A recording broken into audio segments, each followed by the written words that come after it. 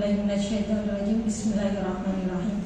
Assalatu wassalamu ala asrofil anbiya'i wal mursalin sayyidina wa maulana Muhammadin wa ala alihi wasallam. Puji syukur kehadirat Allah Subhanahu wa taala, karena pada siang hari ini kita telah diberi nikmat taufik dan hidayahnya sehingga kita dapat melaksanakan diseminasi modul 1.4 budaya positif.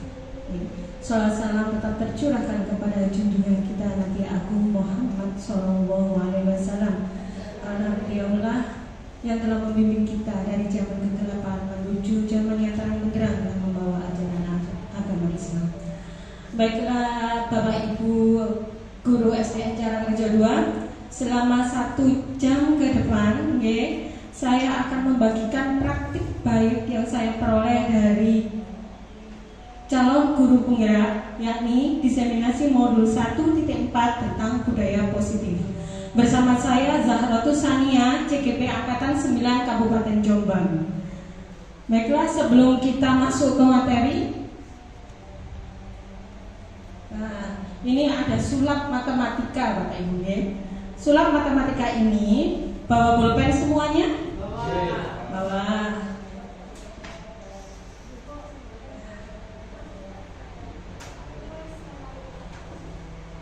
Coba Bapak Ibu sekarang menuliskan 3 bilangan, 3 angka. Misalnya ini saya ambil contoh 864. Jangan tuliskan terserah bilangan yang Anda sukai, terserah, tidak harus sama dengan itu. Yang tuliskan 3 angka saja. 3 angka saja. Tidak harus seperti ini Bu. Terserah. Dari angka 1 sampai dengan angka 9. Monggo, saat terserah dengan 3 angka yang Anda sukai. Sudah? Sekarang 3 angka yang Anda tulis tadi dibalik, yang mana tadi ratusan, puluhan, dan satuan. Satuannya dibalik di depan menjadi ratusan. Ya, dibalik. Yang ini kan 864, ya. Ini kita balik menjadi 468. Nah, angka-angka tersebut dengan kurangi atau dengan cari selisihnya. Kalau sudah disusun, dikurangi.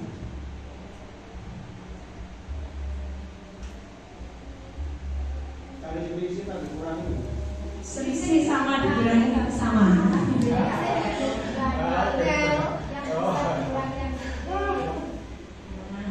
Buatan butuh kalkulator toh? Alhamdulillah, masih siang. Mohon maaf saya mengajak berpikir keras ini. Sampun ketemu jawabannya Bapak Ibu? Sampun. Apabila sudah ketemu hasilnya, jumlahkan hasilnya dengan kebalikannya.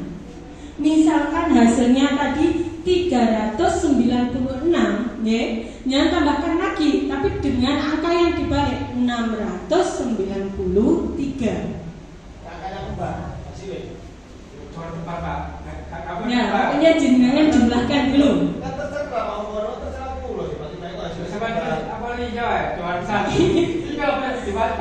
Sudah, ini kita jumlahkan tapi dengan kebalikannya. Misal nih Bapak.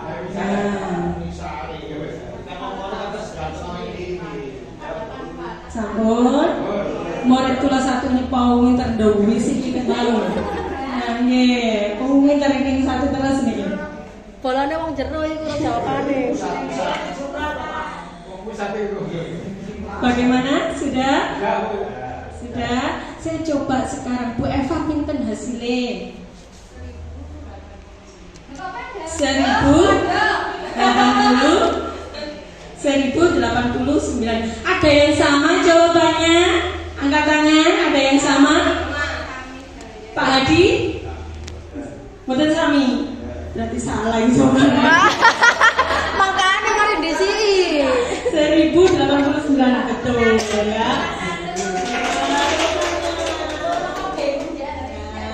Ini adalah hasilnya, Berapapun angkanya, apabila bila tadi dibalik dan diselisihkan, kemudian hasilnya ditambahkan dengan bilangan kebalikannya, pasti akhirnya atau jumlahnya mendapat angka 1089. Siapa anak-anak jawabannya yang betul? Tepuk tangan untuk kita semuanya.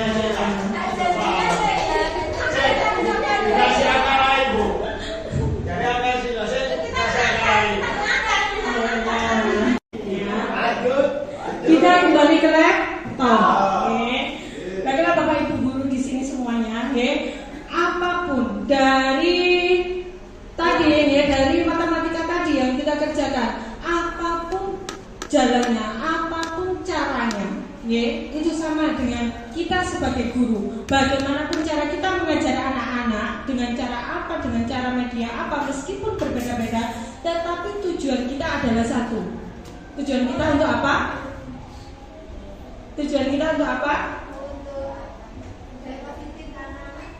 Budaya positif anak-anak. Kita bekerja sebagai guru, kita bekerja sebagai guru mengajar anak-anak dengan cara yang berbeda-beda. Itu tujuannya satu, untuk membuat anak menjadi mengerti dan menjadi pintar. Itu adalah anggapan kita. Tetapi beda lagi dengan anggapan Ki Hajar Dewantara.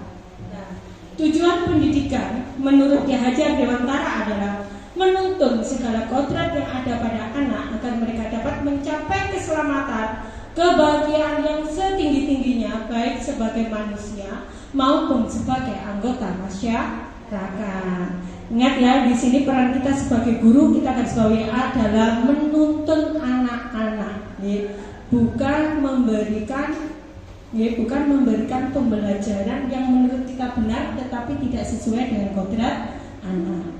Baiklah, selanjutnya di sini nanti kita akan mempelajari tentang materi disiplin, materi budaya positif atau disiplin. Di sini materi yang akan kita pelajari itu ada 6 topik. 1. Disiplin positif dan nilai-nilai kebajikan universal. 2. Teori motivasi, hukuman dan penghargaan, restitusi. Yang ketiga adalah keyakinan kelas. Keempat, kebutuhan dasar manusia dan dunia yang berkualitas. Yang kelima, restitusi. 5, posisi kontrol. Yang keenam adalah restitusi. Kita mempelajari tentang rumus segitiga restitusi. Untuk yang pertama, kita mempelajari tentang disiplin positif dan nilai-nilai kebajikan universal. Coba sekarang kita genggamkan tangan kita rata-rata. Semua dipraktekkan, tangan kanan mawon. Kita genggamkan tangan kita rata-rata. Apa yang kalian genggam ini? Nah, yang kita genggam ini adalah sesuatu yang berharga bagi kita. Ayo, kira-kira apa sesuatu yang berharga bagi kita ini? Ilmu, apalagi? Ilmu sangat berharga bagi kita, apalagi? Semangat, ya. Yang kita genggam ini emas, permata, berlian, uang. Coba dengan teman sebangkunya, coba yang sini, Bu Eli sama Bu Lulu pegang erat-erat. Bu Tia buka pegangannya Bu Lulu. Coba. Kalau Pak Hadi sama Bu Eli coba buka pegangannya Bu Eli. Dengan cara bujuk kan, dengan bujuk, dengan hadik, dengan intimidasi. Ayo kalau nggak dibuka, cokot belum selesai. Cokot bawah. Buka. Pak Las sama Bu Eva, coba dibuka. Bu Sri sama Mbak Ida.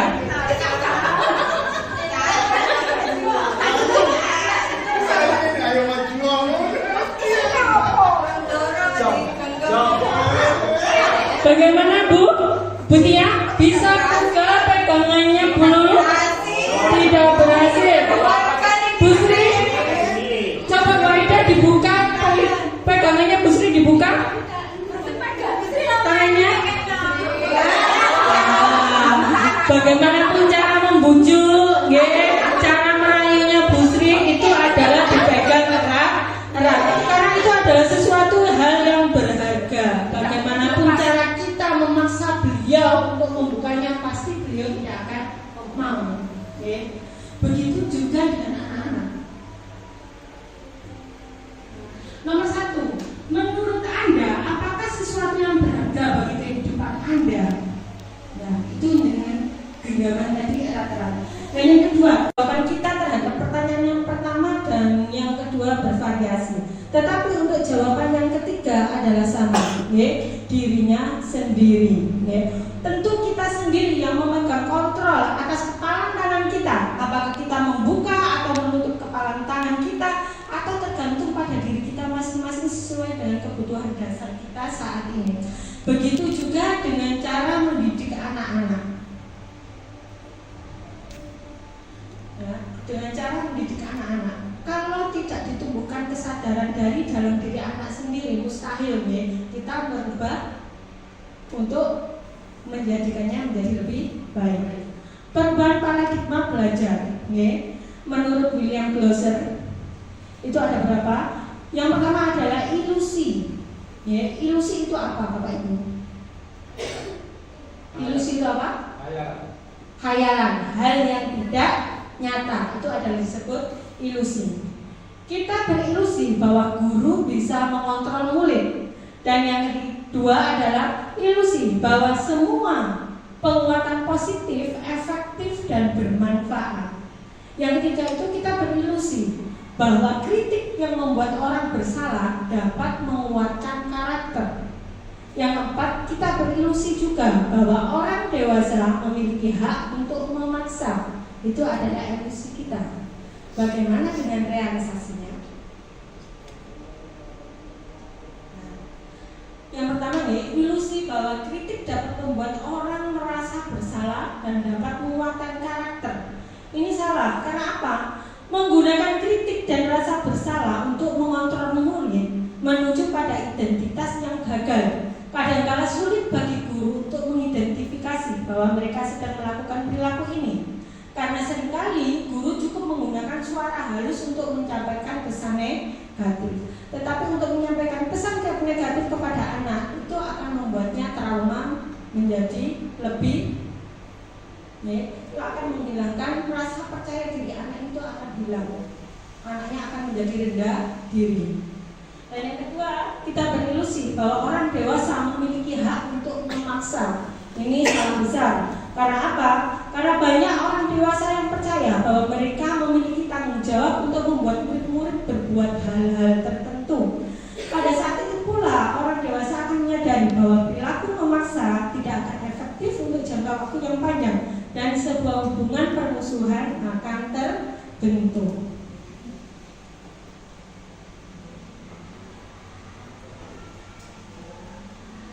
Sekarang kita mencoba berpikir lagi.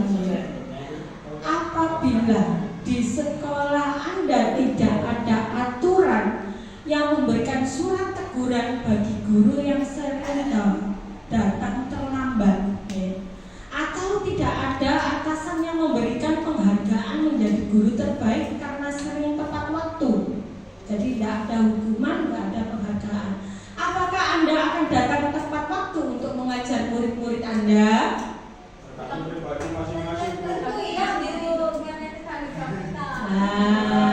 Itu guru yang hebat, guru yang contoh ya. Meskipun tidak ada hukuman maupun tidak ada penghargaan, kita dari dalam diri sendiri, kewajiban kita adalah datang tepat waktu untuk mengajar murid. Terima kasih atas jawaban yang menyenangkan sekali. Cara menciptakan lingkungan positif. Disiplin positif yang dimaksud adalah disiplin mulai dari diri sendiri yang memiliki motivasi dari diri sendiri atau internal.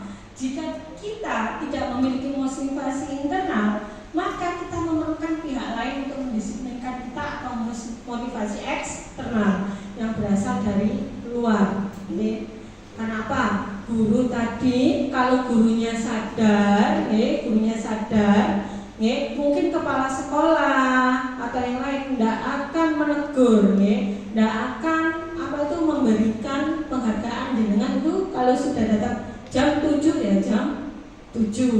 seperti itu. Mulai dari kesadaran diri sendiri. Karena apa? Wah, saya berangkat pagi supaya nanti ketika hari guru saya akan mendapatkan sertifikat guru terdisiplin. Apakah seperti itu motivasinya? Tidak. Saya datang pagi supaya nanti tidak ditegur kepala sekolah. Apakah seperti itu? Tidak. Berarti jenengan berangkat pagi karena supaya TPP-nya cair, Bu. TPP Nah, cair. Dan lagi motivasi eksternal, yaitu kalau terlambat ceklock TPP-nya tidak akan. Itu nomor 1, Bu, nggak munafik. Motivasi eksternal. Tetapi motivasi eksternal apabila tidak didukung dari internal juga tidak akan terlaksana. Untuk selanjutnya, tujuan mulia dari penerapan disiplin positif adalah agar terbentuk murid-murid yang berkarakter, berdisiplin, santun, jujur, peduli, bertanggung jawab, dan merupakan pembelajar sepanjang hayat sesuai dengan standar kompetensi lulusan yang diharapkan. Apakah murid-murid kita itu sudah berkarakter?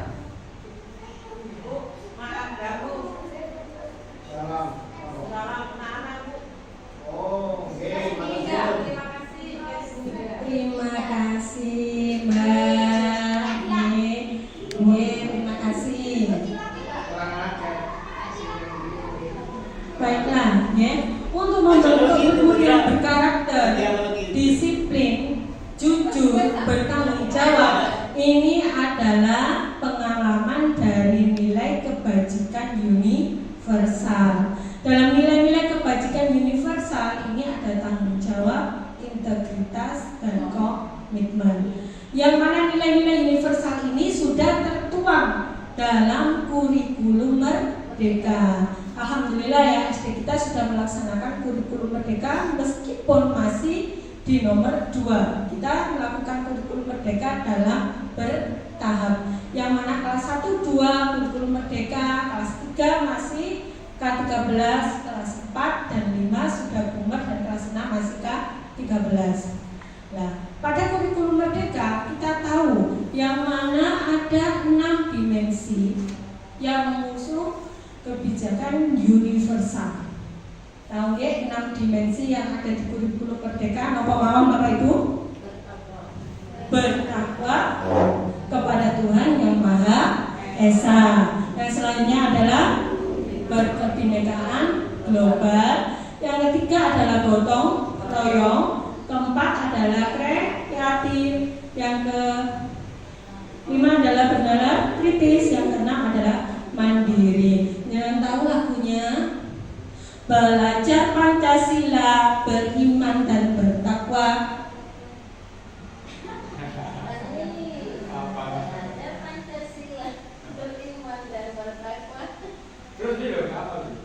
Nah, ini adalah lagu profil pelajar Pancasila. Belajar Pancasila, beriman dan bertakwa pada Tuhan yang Esa dan berakhlak mulia, berkebinekaan global, gotong royong mandiri, kreatif dan bernalar kritis. Nah, lebih indah lagi supaya dengan boten ngantuk karena ini siang hari sambil tepuk tangan. Ya, 1, 2, 3. Belajar Pancasila, beriman dan bertakwa pada Tuhan yang Esa dan berakhlak mulia, berkebinekaan global, gotong royong mandiri, kreatif dan bernalar kritis. Tepuk tangan untuk kita semua. Terima kasih. Kasih ngantuk.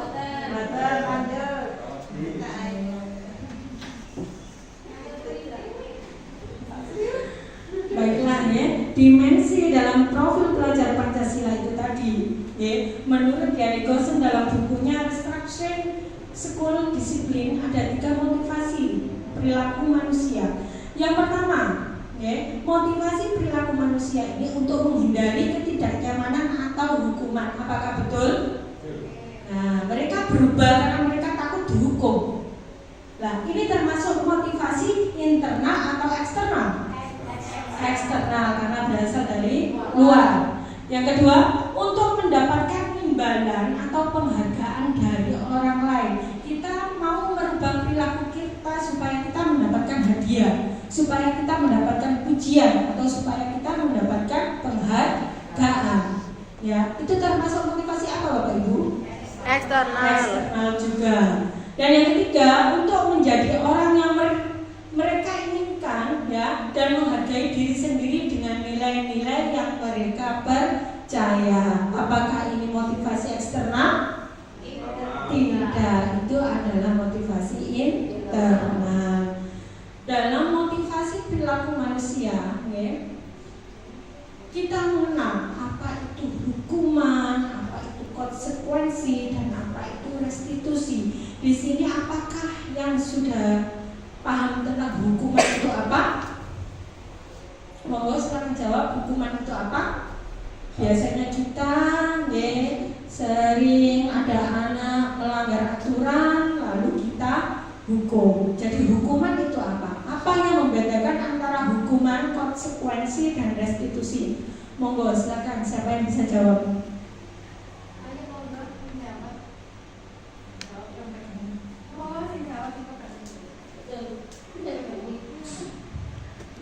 Terima kasih untuk waktunya. Ini dari saya, mudah-mudahan untuk menghilangkan rasa ngantuk saya. Perbedaan antara hukuman, konsekuensi, dan restitusi. Kalau hukuman itu bersifat memberikan sanksi, misalkan sanksi. Kemudian kalau konsekuensi itu biasanya bukan diberikan sanksi, tapi masih diberi arahan seperti itu. Nanti kalau kamu melakukan seperti ini, nanti kamu seperti ini ya, gitu. Sebab akibat.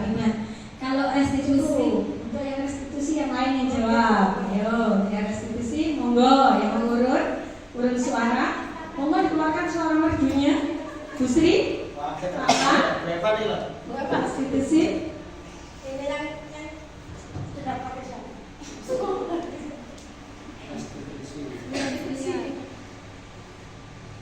Terima kasih atas waktunya. Jadi salah di Kadin. Mbak Lali baleni mana lo? Terima kasih juga ya Pak.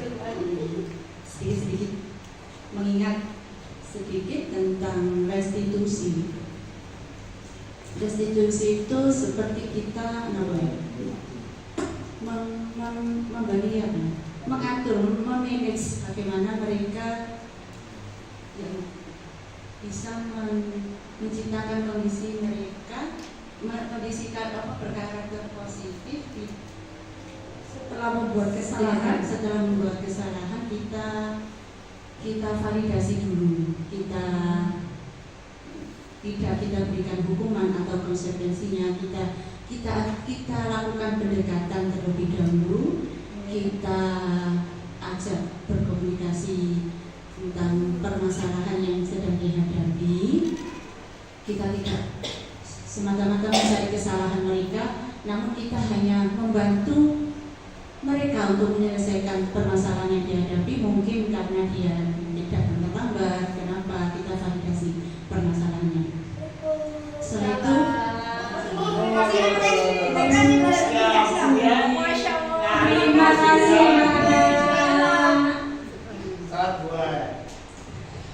Lanjut gini. Setelah kita ngobrol-ngobrol, terus kita berikan gambaran kepada siswa tersebut.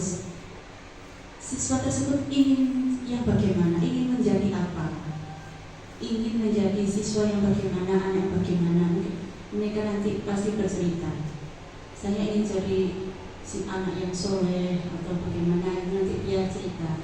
Terus untuk menuju ke sana, apa yang sekira-kiranya kamu lakukan supaya tercapai keinginanmu. Kita ngobrol seperti itu. Terus akhirnya mereka pasti berpikir, oh aku harus seperti ini. Terus guru juga bisa memberikan masukan. Masukan untuk menyelesaikan permasalahan siswa tersebut. Setelah itu nanti juga akan menyadari dengan sendirinya dan akan melaksanakan Perubahan perilaku. Perilaku yang nanti bisa mengarah ke cita-citanya atau keinginannya tersebut, yang ingin jadi anak soleh atau ingin jadi anak siswa yang disiplin, tidak terlambat. Nanti dia akan melaksanakan cara-caranya. Kita hanya memberikan seperti inilah, ini membantu mereka menyelesaikan masalah seperti itu. Kalau restitusi seperti itu. Terima kasih, kasih tepuk tangan untuk Baiklah Bapak Ibu, di sini dalam penegakan disiplin di sekolah itu biasanya kita kenal itu 3 hal. Yang ada hukuman, konsekuensi, dan restitusi. Kalau hukuman ini bersifat satu arah, hukuman ini bersifat satu arah. Dari mana? Dari guru ke murid. Murid tidak punya hak untuk berbicara lagi. Di sini kalau hukuman itu. Dan biasanya dari pihak guru ini memberikan murid hanya menerima suatu hukuman tanpa melalui suatu kesepakatan atau mengarah dari pihak guru baik sebelum atau sesudahnya. Ini adalah hukuman.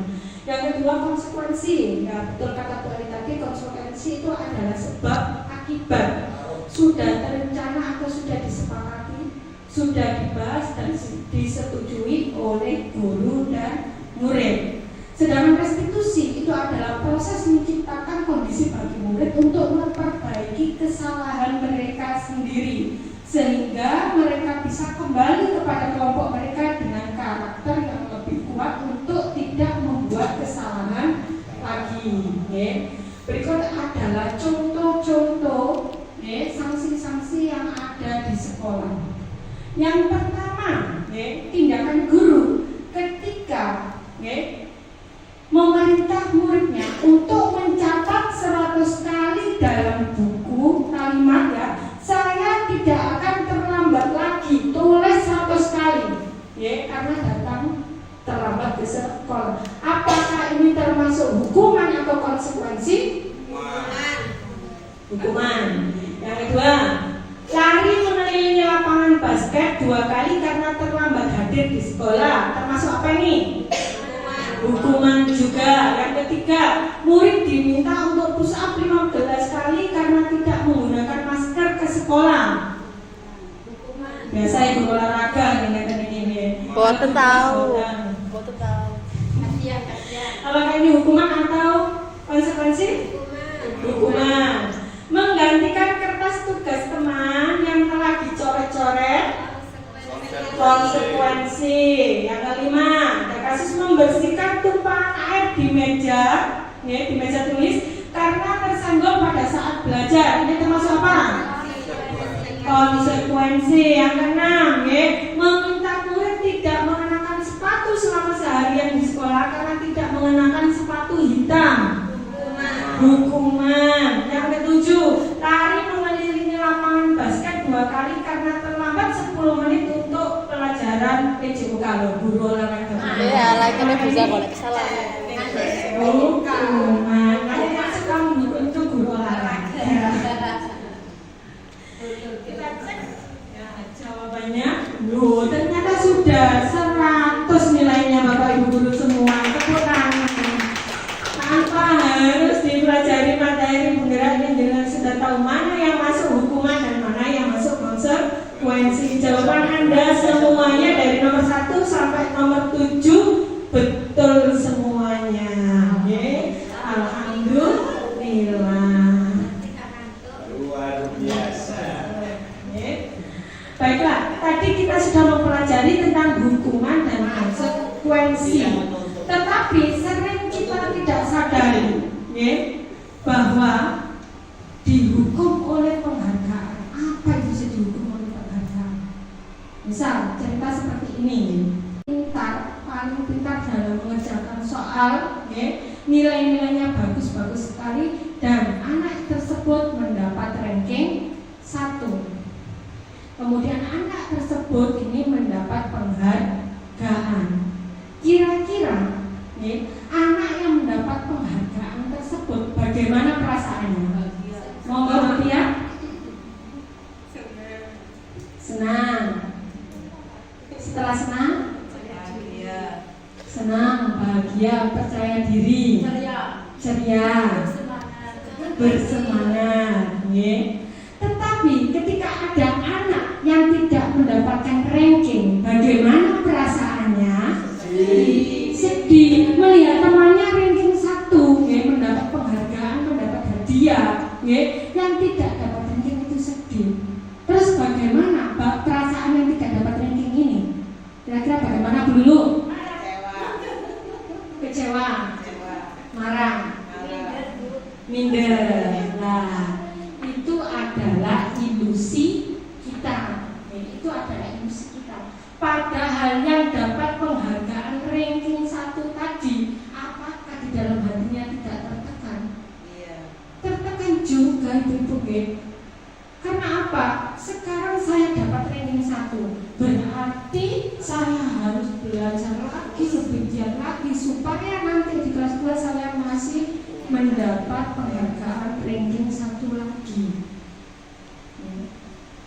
Nah, yang tidak dapat penghargaan seperti tadi sudah amat sangat merasa kecewa dan juga beranggapan percuma saya belajar terus-menerus tapi saya tidak dapat penghargaan. Nah, ini namanya dihukum oleh penghargaan. Pengaruh jangka panjang dan jangka pendeknya itu terlihat. Mungkin jangka pendeknya saya senang sekali mendapat penghargaan, tetapi jangka panjangnya dia tertekan, dia harus belajar terus-menerus, dia mengabaikan apa hobinya, dia mengabaikan bagaimana kodratnya, nah untuk mendapatkan penghargaan lagi. Yang kedua, penghargaan ini tidak efektif. Kenapa dirasa tidak efektif? Karena yang tidak mendapat penghargaan akan merasa rendah diri, dia akan merasa tidak berguna, dia tidak punya kemampuan lagi, seperti itu. Dan penghargaan itu juga merusak hubungan antara yang ranking 1 dan antara yang tidak menerima penghargaan ini, mangkal-mangkalan pemboten. Mungkin kita melihat ya, kamu harus mencontoh seperti ini anak yang ranking 1, kamu harus meniru anak yang ranking 1 supaya kamu mendapatkan penghargaan.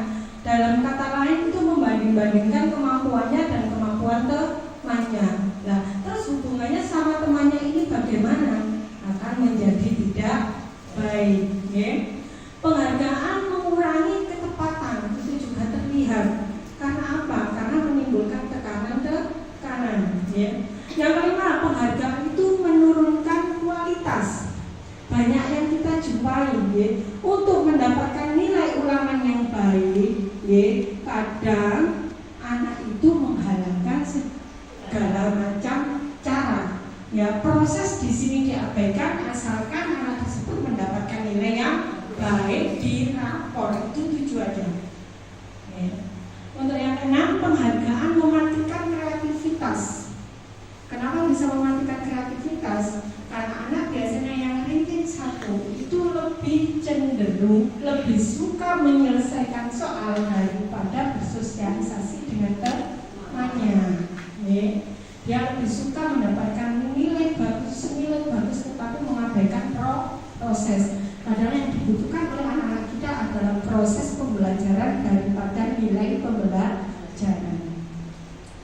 Yang ketujuh adalah penghargaan yang menghukum. Seperti tadi kita mendapatkan penghargaan, mendapatkan ranking 1, tetapi kita dihukum juga, supaya nanti di lain kelas, di lain semester kita juga harus mendapatkan ranking 1.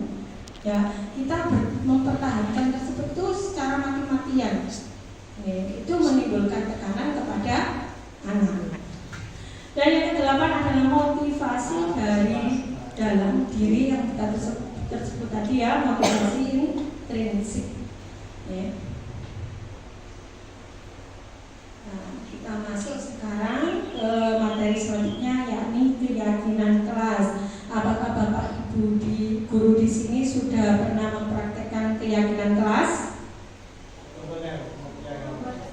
Nah, kita kenal di dalam suatu kelas ada yang namanya peraturan kelas. ya, yang mana peraturan kelas kita ubah menjadi kesepakatan kelas. Kesepakatan kelas kita ubah terakhir adalah keyakinan kelas.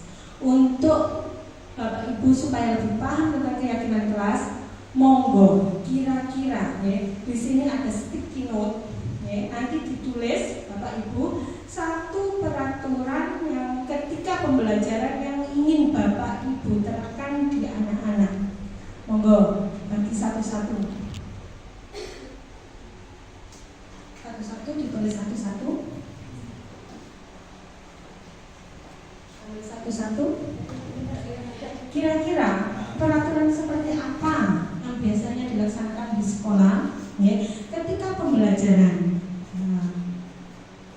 Misalnya anak tidak boleh ramai saat guru menerangkan, seperti itu ya. Anak tidak boleh bergurau saat pembelajaran ya.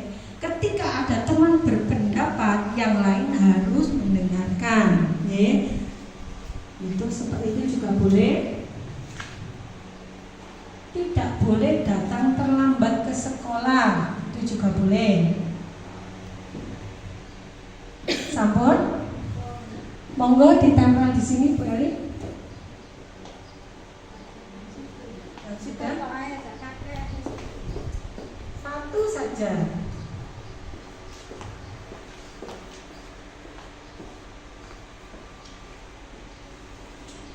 Sampun di sini monggo, silakan ditempel.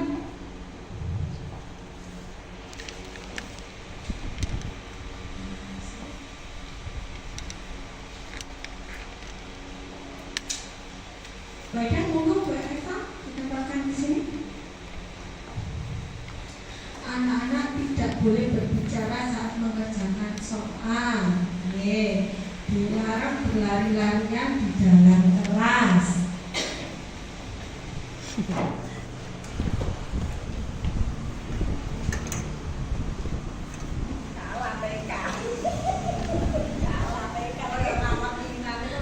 Dilarang apa Pak Wah? Apa Wah? Dilarang apa?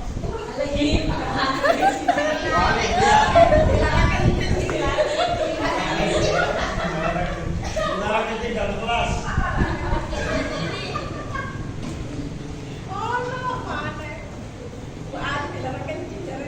Dilarang pacaran dalam kelas. Baiklah Bapak Ibu, ini adalah contoh-contoh pendapat dari anak-anak. Apa yang diinginkan ketika pembelajaran kelas berlangsung. Yang pertama kita baca kebersihan kelas, tanggung jawab warga kelas. Ini tadi dari siapa? Bu Dia. Yang kedua, anak-anak tidak boleh mengerjakan soal matematika, berbicara saat mengerjakan soal. Nah, ini tidak boleh. Berarti ini menunjukkan kalimat negatif atau kalimat positif? Negatif. Berarti untuk membuat peraturan kelas menjadi kesepakatan kelas ya adalah merubah pendapat anak ini dari kalimat negatif menuju kalimat yang positif.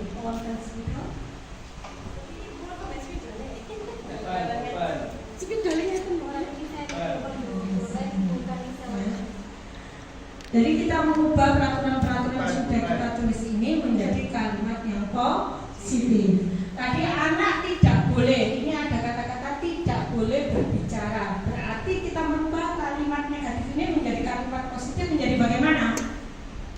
Anak memperhatikan pembelajaran. Jadi kalimat negatif ini kita ubah menjadi kalimat positif, yaitu anak memperhatikan guru saat pembelajaran. Yang ketiga, ada yang berani bertanya apabila kurang paham. Apakah ini sudah menunjukkan kalimat positif? Sudah ya. Yang kedua, dilarang berlari-larian di dalam kelas. Yang ketiga, saling menghormati. Tidak boleh makan di dalam kelas saat pembelajaran berlangsung. Nah, ini adalah kalimat negatif.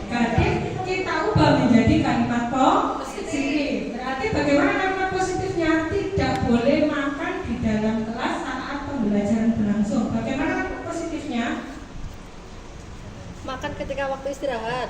Ya, maka dikatakan jam pelajaran. Jam pelajaran selesai. maka ketika waktu istirahat, ya. Adalah selanjutnya anak tidak boleh bertengkar sesama teman. Ini ada akan negatif. Kita akan menjadikan yang positif. Bagaimana? Anak, anak boleh bertengkar dulu. Bagaimana? Rukun. Yes, ulangannya sopo iku. Harus ya, kita harus menjaga kerukunan, ya. Bukan tidak boleh bertengkar dengan teman, terus bertengkar dengan teman.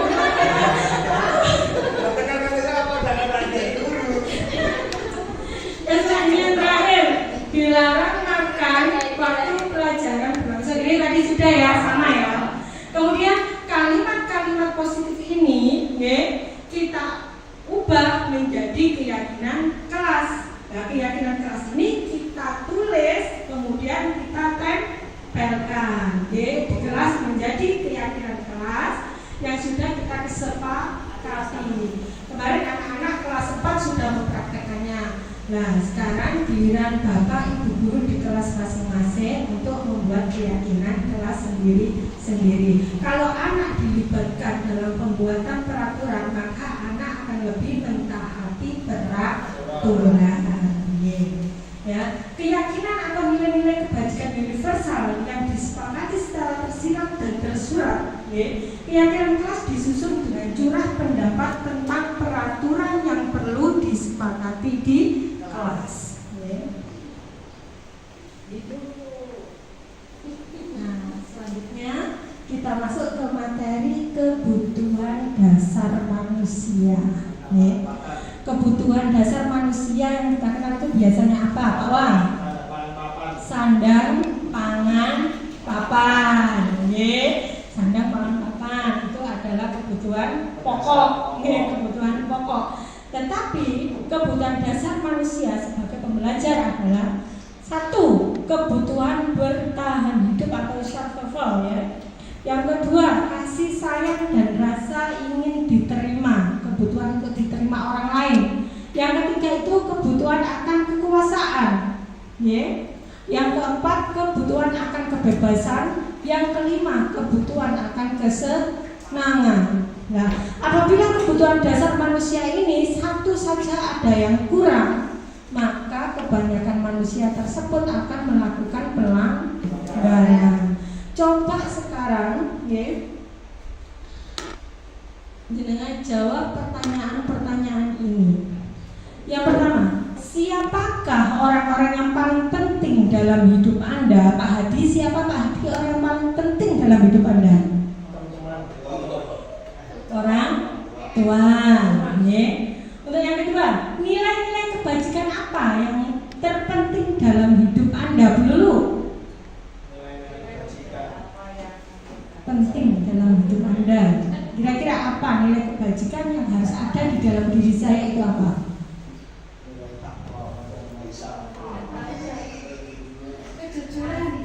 Kejujuran. Berarti saya harus jujur selama hidup saya. Ya. Yang ketiga, kalau Anda menjadi orang yang ideal, karakter atau sifat apa yang Anda paling inginkan pada diri Anda? Bu Sri, kira-kira apa? Karakter seperti apa yang Anda inginkan?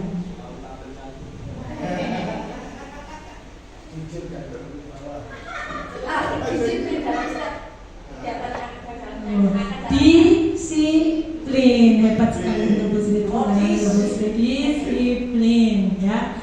Apa pencapaian Anda yang Anda sangat banggakan, ya, selama hidup Anda? Kira-kira apa pencapaian Anda yang sangat Anda banggakan? Bu Eli, ketika apa? Yang saya sangat banggakan yaitu saya bangga dengan anak saya yang mau di pesantren, karena tidak semua orang bisa melakukan seperti itu, bisa membinanya dari kecil sampai dia tidak ada perasaan tidak mau. Tepuk tangan untuk Bu Eli. Beliau bangga ketika putranya masuk dalam pesantren, ya. Apakah pekerjaan yang ideal bagi Anda, Pak Wah? Kira-kira pekerjaan biasa sudah ideal? Sudah. Apa ideal? Ya swasta sebenarnya ideal itu. Enak. Idealnya wira swasta. Gurune sampingan. Sampingan, Bu. Gurune sampingan. Lebih idealnya menjadi wira swasta. Tetapi perlu kita kaji lagi. Ketika kita menjadi wira swasta dan ketika kita menjadi guru, lebih bermanfaat yang mana? Kalau manfaatnya ya banyak guru. Nah, kalau manfaatnya banyak Tapi guru. realita hidup itu kan butuh uang untuk betul-betul.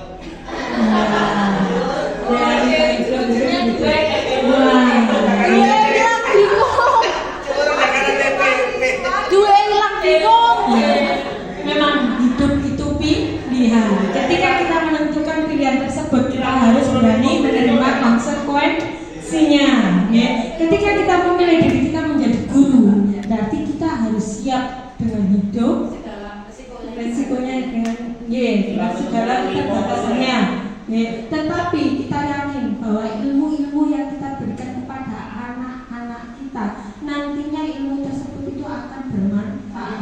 Bahkan ketika kita mati dan di dalam kubur, ilmu-ilmu yang kita ajarkan ke anak-anak diajarkan lagi ke orang lain, diajarkan lagi ke orang lain, dan pahala tersebut akan mengalir terus ke dalam diri kita. Itu adalah kebanggaan kita sebagai seorang guru.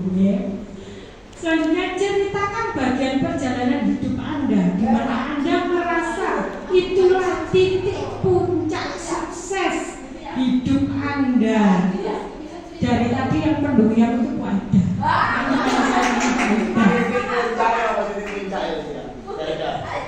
Titik puncak.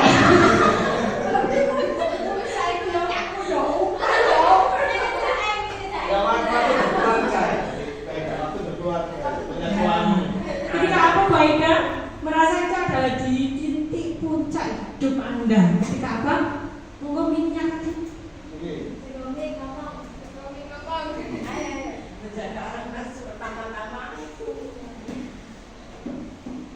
Iya, sebenarnya saya belum di titik puncak ini saya. Belum di titik puncak. Tapi masih ada tujuan yang masih Anda capai. Dan sekarang masih belum Selesai ceritanya. tersampaikan. Jadi ini masih dalam tahap perjuangan menuju puncak. Jadi yang sudah di puncak kira-kira itu siapa? Ayo bergerak, Perjuangan ini. Diri perjuangan ini. Setiap orang itu pasti tidak bisa merasa puas, apalagi merasa di titik puncak, gitu. Ini klimaks ya. Tidak ada, karena manusia itu selalu merasa kurang dan kurang. Bukan. Kemarin masih GTT kepingin jadi pegawai, sudah pegawai kepingin jadi sertifikasi.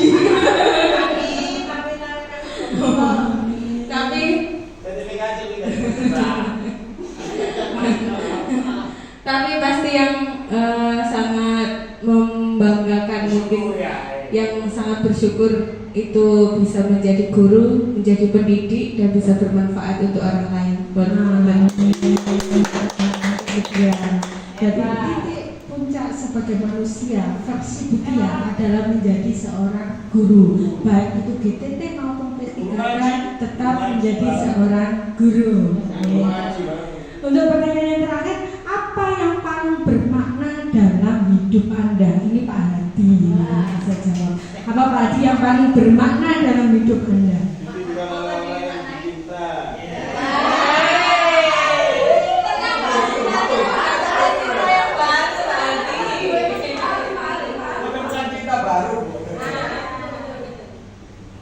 Apa yang paling bermakna dalam hidup Anda, Pak Hadi? Menurut saya, yang paling bermakna dalam hidup saya ini, ya terus terang mawon, kalau dikatakan dari segi kecukupan itu masih sangat jauh dari kata cukup. Cuma saya merasa yang paling bermakna bagi saya bisa mengabdikan diri saya dalam dunia pendidikan, entah itu di bagian administrasi atau bagian yang lain. Jadi intinya saya bisa mengabdikan hidup saya itu di dalam dunia pendidikan dan belajar saya. Ya, itu adalah kebermanfaatan dalam hidup, bisa mengabdikan dirinya untuk pendidikan meskipun tanpa digaji. Ya, siap. Siap? Siap. Alhamdulillah, tepuk tangan untuk Mbak Hadi. Ikhlas beramal boleh dunia sampean. Jawaban dari Bapak Ibu Guru tadi, terima kasih atas jawabannya. Ya. Jawaban-jawaban dari Bapak Ibu Guru semuanya itu menunjukkan bagaimana kualitas diri kita. Ya. Selanjutnya kita masuk ke materi selanjutnya. Restitusi tadi itu adalah beda dengan penghukum, beda dengan konsekuensi. Restitusi di sini ya, lebih menggali kepada anak itu tahu akan kesalahannya dan anak tersebut ya, bisa berubah atau bisa memperbaiki kesalahannya sendiri dan menjadi karakter yang lebih kuat dalam masyarakat. Itu adalah restitusi. Dalam posisi kontrol kita sebagai guru ini ada 5 ya. Ada sebagai penghukum, ada sebagai pembuat rasa bersalah anak, ada sebagai teman, ada sebagai pemantau, dan ada sebagai manajer ya. Untuk sebagai penghukum misalnya seperti ini Bapak Ibu, ada anak berangkat ke sekolah ini dalam keadaan terburu-buru ya. Dalam keadaan terburu-buru, anak tersebut lupa memakai sepatu hitam. Nah, anak tersebut itu memakai sepatu apa? Apapun yang ada di depan matanya itu dipakai karena buru-buru. Dia memakai sepatu coklat dan kemudian dia berlarian menuju ke sekolah. Di situ ya, ada Pak Guru. Ya. Misalkan di sini adalah Pak Fathur. Pak Fathur itu karena sudah jam 7 berdiri di pintu gerbang sekolah dan menanyakan kepada anak itu, "Kenapa kamu terlambat?" "Mohon maaf Pak, saya terburu-buru, saya bangun kesiangan." "Kenapa kamu memakai sepatu coklat?" Seperti itu. "Kenapa kamu memakai sepatu coklat?" "Saya terburu-buru Pak." "Kamu tidak tahu apa aturan di sekolah kita?" "Tahu Pak, sebagai sepatu Pak." "Untuk hukumannya kamu seharian tidak boleh memakai sepatu." Seperti itu. Nah, ini adalah posisi kontrol sebagai penghukum. Jadi anak tersebut selama seharian itu tidak memakai sepatu. Dan bagaimana perasaan anak tersebut? Satu, malu, ya, malu akan teman-temannya. Yang kedua, akan menimbulkan trauma. Apa kita sebagai guru ada pada posisi kontrol penghukum? Tentunya jangan sampai. Ya. Hanya adalah membuat rasa bersalah. Dalam membuat rasa bersalah ya, akan menggunakan keheningan yang membuat orang lain merasa tidak nyaman, bersalah atau rendah diri. Nah, misalnya seperti ini. Ada yang tahu posisi kontrol sebagai rasa bersalah? Bu Eva, pripun contohnya? Monggo mic-nya Bu Eva. Pripun sebagai rasa bersalah? Nah, misalkan ya, ada anak di dalam kelas, dia tidak mau mengerjakan soal yang diberikan gurunya. Ya, terus gurunya menghampiri seperti ini, "Ayolah dikerjakan. Nanti kalau kamu tidak mau mengerjakan, saya ditegur kepala sekolah." Nah, itu adalah posisi kontrol sebagai rasa pembuat rasa bersalah. Tentunya kita sebagai guru, apakah posisi kontrol seperti ini yang kita inginkan? Bukan. Kita masuk selanjutnya pada posisi kontrol sebagai teman. Guru pada posisi ini tidak akan menyakiti murid, namun akan tepat berupaya mengontrol murid melalui persuasi. Posisi teman pada guru bisa negatif atau positif. Biasanya ini guru menegur siswanya itu dengan kata-kata sebagai teman. Nah, jadi di situ antara unggah-ungguh guru sama murid ini diabaikan. Apakah ini lebih efektif? Tentunya tidak. Selanjutnya, guru dalam posisi kontrol sebagai pemantau. Dalam memantau ini berarti mengawasi. Pada saat kita mengawasi, kita bertanggung jawab atas perilaku orang-orang yang kita awasi. Posisi pemantau berdasarkan pada peraturan dan konsekuensi. Hasilnya siswa akan lebih memahami konsekuensi. Jadi guru di sini sebagai pemantau, ya, dipantau murid-muridnya. Kalau ada pelanggaran akan dicatat dan akan diberi konsekuensi. Ini adalah posisi sebagai pemantau. Tapi posisi kontrol yang terakhir adalah sebagai manajer. Pada posisi manajer ini, murid diajak untuk menganalisis kebutuhan dirinya sendiri maupun kebutuhan orang lain. Di sini penekanan bukan pada kemampuan membuat konsekuensi, namun dapat berkolaborasi dengan murid bagaimana memperbaiki kesalahan yang ada. Contohnya misal seperti ini ya, ada 2 orang murid di lapangan pada saat pelajaran PJUK, biasanya pelajaran PJUK pada saat permainan sepak bola. 2 anak ini tidak sengaja menendang temannya. Kemudian temannya yang satu yang ditendang tadi karena emosi menarik baju temannya yang menendang tadi, sehingga kancing bajunya ini lepas 3. Nah, di situ mereka bertengkar. Nah, ketika posisi kita sebagai seorang manajer, kira-kira apa yang kita lakukan? Melerai. Terus menegurnya. Terus nah ini kita panggil anaknya, kita cari mengapa alasan dia melakukan hal tersebut. Ketika anak sudah mengetahui kesalahannya, antara anak yang satu dengan anak yang lain tahu akan kesalahan masing-masing, mereka melakukan kolaborasi. Setelah kolaborasi ini mereka akan mencari solusi lah, bagaimana kancing yang terlepas ini supaya dari rumah tidak dimarahi ibunya, ya bagaimana supaya bajunya ini kembali seperti semula. Nah, kita mencari solusinya bersama-sama.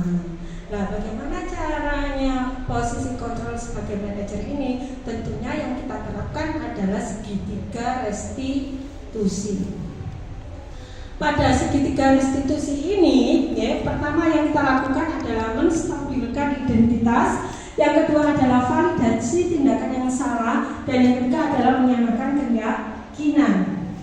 Dalam kasus tersebut, untuk menstabilkan identitas misalnya seperti ini, anak tersebut dipanggil ke kantor, kemudian kenapa kamu dipanggil Bu Guru ke kantor? Tahu enggak apa kesalahannya? Nah, seperti itu untuk menstabilkan identitas. Kemudian untuk validasi tindakan yang salah. Di sini Bu Guru tidak ingin mencari siapa yang salah, karena kita semua pernah berbuat salah. Kamu tentunya punya alasan mengapa kamu melakukan hal tersebut. Ini anak ditanya tentang alasan kenapa melakukan pelanggaran. Selanjutnya kita akan menanyakan keyakinan. Keyakinan apa? Keyakinan kelas yang kita sudah sepakati bersama. Kamu sudah tahu apa keyakinan kelas kita yang kita sepakati? Sudah, Bu. Nah, kemudian ditanyakan lagi, kalau kamu sudah tahu kesepakatan kelas kita, kira-kira kamu bisa merubah tindakan kamu bisa mulai dari kapan? Misalnya mulai dari saat ini dulu. Nah, kamu menjadi manusia seperti apa? Itu juga akan menanyakan keyakinan. Tujuan kamu hidup untuk apa? Itu dalam menanyakan keyakinan. Ini yang kita kenal dengan segitiga restitusi. Dalam segitiga restitusi, seperti yang saya bicarakan tadi, ya, ini adalah contoh-contoh pertanyaan-pertanyaan dalam itu menstabilkan identitasnya, berbuat salah atau tidak apa-apa. Tidak ada manusia yang sempurna. Ini adalah contoh-contoh pertanyaan saya juga pernah melakukan kesalahan seperti kamu. Tetapi apakah kamu mau untuk mencari solusinya sama-sama? Nah, untuk validasi tindakan yang salah, nah ini kamu pasti punya alasan mengapa kamu melakukan hal tersebut.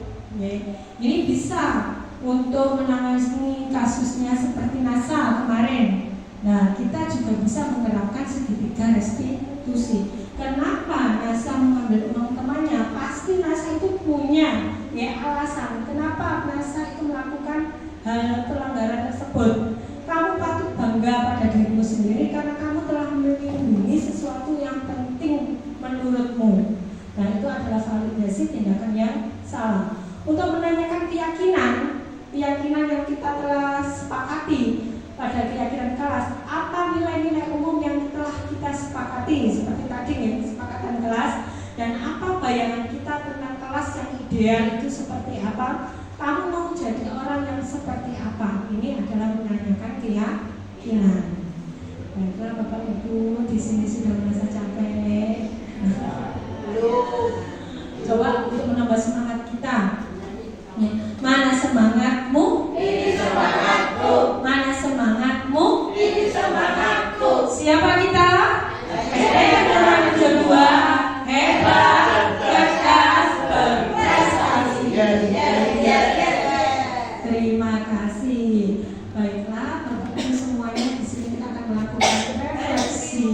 Terakhir nih, kita akan melakukan refleksi dari budaya positif tadi. Kira-kira materi dari awal sampai akhir apa yang kita pelajari tadi? Yang pertama apa? Membentuk apa lagi? Keyakinan kelas. Terus di sini kita sebagai guru mempunyai posisi kontrol. Ada berapa posisi kontrol lagi Bapak Ibu? Ada. Apa saja yang pertama? Penghukum. Yang kedua, pembuat rasa bersalah. Yang ketiga, sebagai teman. Yang keempat, peman. Yang kelima, sebagai manajer. Dalam hukuman yang ada di sekolah kita mengenal 3 sanksi. Itu apa saja tadi? Hukuman, konsekuensi, dan restitusi. Untuk melakukan restitusi kita mengenal yang namanya segitiga restitusi. Apa saja segitiga restitusi tadi? Yang pertama adalah menstabilkan identitas. Yang kedua, validasi kesalahan. Yang ketiga adalah menanyakan keyakinan. Tepuk tangan untuk kita semua. Alhamdulillah, materi yang saya berikan sudah terserap dengan baik. Terima kasih saya ucapkan kepada Bapak Ibu Guru SDN Carang 2 yang telah meluangkan waktunya untuk diseminasi modul 1.4 tentang budaya positif. Apabila dalam penyampaian saya ada kurang lebihnya dan ada kata-kata saya yang kurang berkenan di hati Bapak Ibu Guru semuanya, saya mohon maaf yang seikhlas-ikhlasnya. Akhirul kalam, ihdinas siratal mustaqim. Wassalamualaikum warahmatullahi wabarakatuh.